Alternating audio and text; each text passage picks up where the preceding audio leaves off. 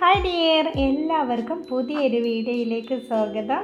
അപ്പോൾ ഇന്ന് ഞാൻ വന്നിട്ടുള്ളത് നമുക്ക് ചോറിൻ്റെ കൂടെ കഴിക്കാൻ പറ്റിയിട്ടുള്ള നല്ല ടേസ്റ്റി ആയിട്ടുള്ള ഒരു കറിയുടെ റെസിപ്പി ആയിട്ടാണ്. നമുക്ക് സിമ്പിളായിട്ട് തന്നെ ചെയ്തെടുക്കാം. കൂടുതൽ ഇൻഗ്രീഡിയൻസിൻ്റെ ആവശ്യങ്ങളൊന്നുമില്ല. അപ്പോൾ നമുക്കിത് എങ്ങനെയാണ് റെഡിയാക്കുന്നത് എന്നുള്ളത് നോക്കാം. അപ്പോൾ എൻ്റെ ചാനൽ ആദ്യമായിട്ട് കാണുന്നവർ നിങ്ങൾക്ക് ഇഷ്ടപ്പെടുകയാണെങ്കിൽ സബ്സ്ക്രൈബ് ചെയ്യണം, ലൈക്ക് ചെയ്യണം, ഷെയർ ചെയ്യണം, പിന്നെ ബെൽ ബട്ടൺ എനേബിൾ ചെയ്യാൻ മറക്കരുത്. അപ്പോൾ നമുക്ക് നമ്മുടെ ടേസ്റ്റി ആയിട്ടുള്ള സിമ്പിളായിട്ടുള്ള നമ്മുടെ ചോറിൻ്റെ കൂടെ കഴിക്കാൻ പറ്റിയിട്ടുള്ള നമ്മുടെ കറി എങ്ങനെ റെഡിയാക്കുന്നത് എന്നുള്ളത് നോക്കാം. അപ്പം നമുക്ക് പെട്ടെന്ന് തന്നെ വീഡിയോയിലോട്ട് പോവാം. അപ്പോൾ ഞാനിതുപോലെ മൺചട്ടി ഗ്യാസിൽ വെച്ച് കൊടുത്തിട്ടുണ്ട്. മൺചട്ടിയിലാണ് നമ്മൾ നമ്മുടെ കറി റെഡിയാക്കി എടുക്കുന്നത്.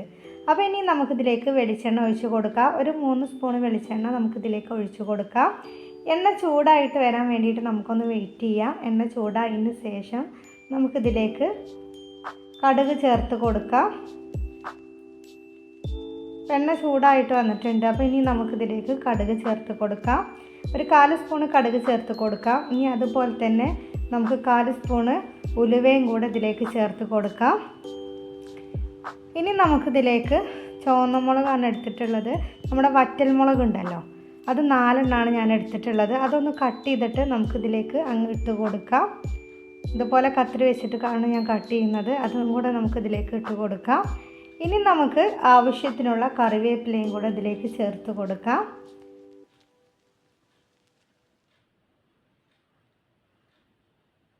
അപ്പോൾ നമ്മൾ കറിവേപ്പിലയും കൂടെ ചേർത്ത് കൊടുത്തിട്ടുണ്ട്. ഇനി നമുക്കിത് നല്ലതുപോലെ തന്നെ അങ്ങ് ഇളക്കി കൊടുക്കാം. നമ്മുടെ ആ കടുക് ഉലുവയൊക്കെ ഒന്ന് പൊട്ടി വരാൻ വേണ്ടിയിട്ട് നമുക്കൊന്ന് വെയിറ്റ് ചെയ്യാം.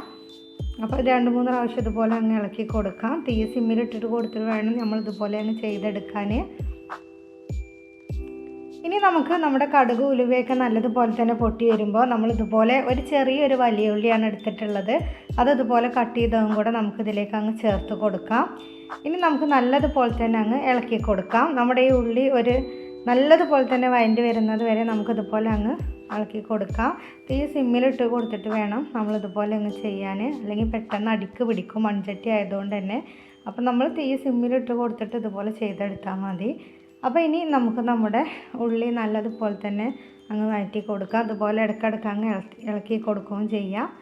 ഇത് വഴണ്ടി വരുന്നത് വരെ നമുക്കൊന്ന് വെയിറ്റ് ചെയ്യാം. ഇനി നമ്മുടെ ഉള്ളി ഒന്ന് വഴണ്ടി വരാൻ തുടങ്ങിയാൽ നമുക്കിതിലേക്ക് 2 ചെറിയ തക്കാളിയാണ് ചേർത്ത് കൊടുക്കുന്നത്.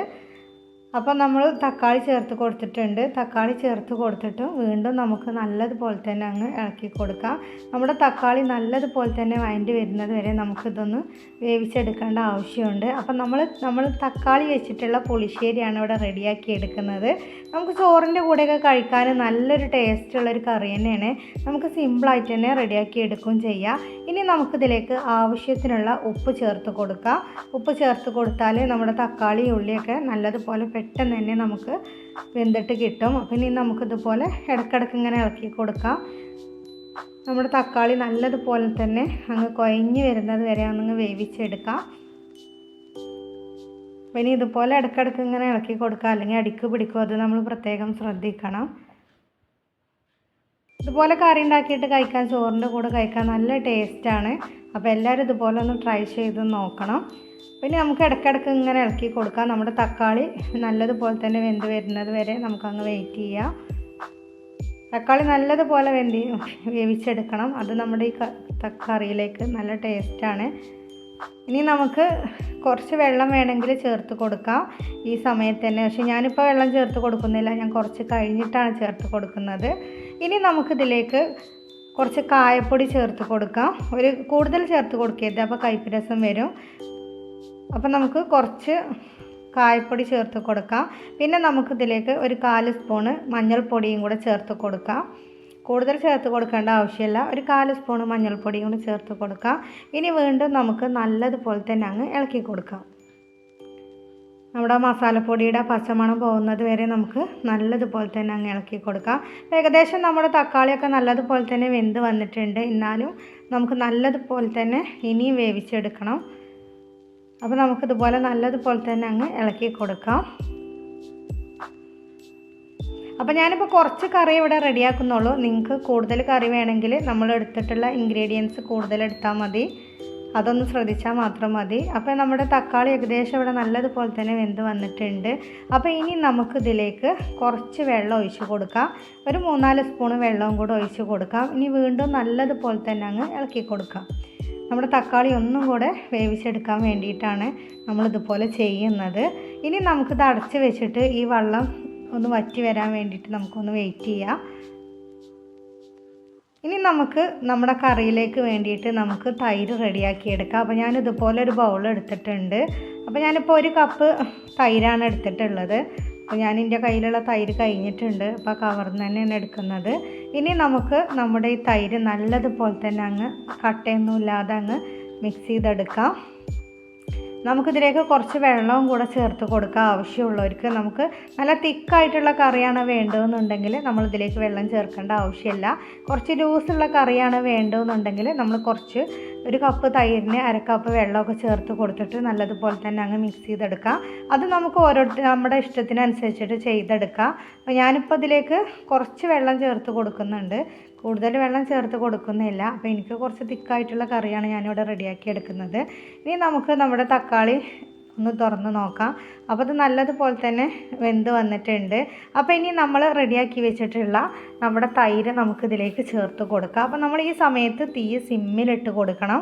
അപ്പം ഇനി നമുക്ക് നമ്മുടെ തൈര് ഇതിലേക്ക് ഒഴിച്ച് കൊടുക്കാം. ഒഴിച്ച് കൊടുത്ത് ഉടനെ തന്നെ നല്ലതുപോലെ തന്നെ ഇളക്കി കൊടുക്കാം. അപ്പം നമ്മൾ ഇനി ഇത് ചൂടാക്കി എടുത്താൽ മാത്രം മതി. തൈര് ചേർത്തിന് കൊടുത്ത ശേഷം നമ്മൾ ഇത് തിളപ്പിച്ചെടുക്കേണ്ട ആവശ്യമില്ല. തിളപ്പിച്ചെടുത്താൽ നമ്മളെ തൈര് പിരിഞ്ഞിട്ട് പോവും. അപ്പം നമ്മുടെ കറി ടേസ്റ്റ് ഇല്ലാതായി പോവും. അപ്പം നമ്മൾ മൺചട്ടി ആകുമ്പോൾ നമ്മൾ പ്രത്യേകം ശ്രദ്ധിക്കുക. തീ സിമ്മിലിട്ട് കൊടുത്തിട്ട് തന്നെ ഇതുപോലെ തൈര് ഒഴിച്ച് കൊടുക്കുക, അല്ലെങ്കിൽ പെട്ടെന്ന് തിളച്ചിട്ട് പോകും. അപ്പോൾ നമ്മുടെ കറീൻ്റെ ആ ടേസ്റ്റൊക്കെ മാറിപ്പോവും. അപ്പോൾ ഇനി നമുക്ക് തൈര് ചേർത്ത് കൊടുത്തതിന് ശേഷം നല്ലതുപോലെ തന്നെ അങ്ങ് മിക്സ് ചെയ്തെടുക്കാം. ഇനി നമുക്കിതിൽ ഉപ്പൊക്കെ പാകത്തിനില്ലേ എന്നുള്ളതൊക്കെ ഒന്ന് ശ്രദ്ധിച്ചിട്ട് നമുക്ക് ഗ്യാസ് അങ്ങ് ഓഫ് ചെയ്യാം. ഇനി ഈ കറി നമ്മൾ 1/2 മണിക്കൂർ 3/4 മണിക്കൂർ റെസ്റ്റ് ചെയ്തതിന് ശേഷം കഴിക്കുമ്പോഴാണ് കൂടുതൽ ടേസ്റ്റ്. ആ പുളി ഇതൊക്കെ നല്ലതുപോലെ തന്നെ നമ്മൾ തക്കാളിയിലൊക്കെ പിടിച്ചിട്ട് വരുമ്പോഴാണ് അതിൻ്റെ കൂടുതൽ ടേസ്റ്റ്. അപ്പോൾ ഞാനിപ്പോൾ ഗ്യാസ് ഓഫ് ചെയ്തിട്ടുണ്ട്. നമ്മൾ നല്ലതുപോലെ തന്നെ ഇത് ചൂടായി വന്നിട്ടുണ്ട്. അപ്പോൾ തിളക്കാൻ വേണ്ടിയിട്ട് വെയിറ്റ് ചെയ്യരുത്. നമ്മുടെ തൈര് പിരിഞ്ഞിട്ട് പോകുന്നത് നമ്മൾ പ്രത്യേകം ശ്രദ്ധിക്കുക. അതുപോലെ നമ്മൾ മൺചട്ടിയിൽ കറി റെഡിയാക്കി എടുക്കുമ്പോൾ നമ്മൾ തൈര് ഒഴിക്കുമ്പോൾ തീ സിമ്മിലിട്ട് കൊടുക്കുക, അല്ലെങ്കിൽ പെട്ടെന്ന് നമ്മൾ ഒഴിച്ച് കൊടുത്ത ഉടനെ തന്നെ തിളച്ചിട്ട് വരും. അപ്പോൾ അത് പിന്നെയും പിരിഞ്ഞിട്ട് പോകും. അപ്പോൾ അത് 2-3 കാര്യം ശ്രദ്ധിച്ചാൽ നമുക്ക് നല്ല ടേസ്റ്റി ആയിട്ടുള്ള തക്കാളി വെച്ചിട്ടുള്ള പുളിശ്ശേരി റെഡിയാക്കി എടുക്കാം. അപ്പോൾ വീഡിയോ ഇഷ്ടപ്പെട്ടാൽ ലൈക്ക് ചെയ്യാൻ മറക്കരുത്. അപ്പോൾ നല്ല ടേസ്റ്റി ആയിട്ടുള്ള കറിയാണ്. നിങ്ങളെല്ലാവരും ഇതുപോലെ ഒന്ന് ട്രൈ ചെയ്ത് നോക്കണം. ചോറിൻ്റെ കൂടെ കഴിക്കാൻ പറ്റിയിട്ടുള്ള നല്ലൊരു ടേസ്റ്റി കറി തന്നെയാണ്. അപ്പോൾ ഇൻഷാ അല്ലാഹ് ഞാൻ വേറൊരു വീഡിയോസുമായിട്ട് വീണ്ടും വരാം. Thank you for watching.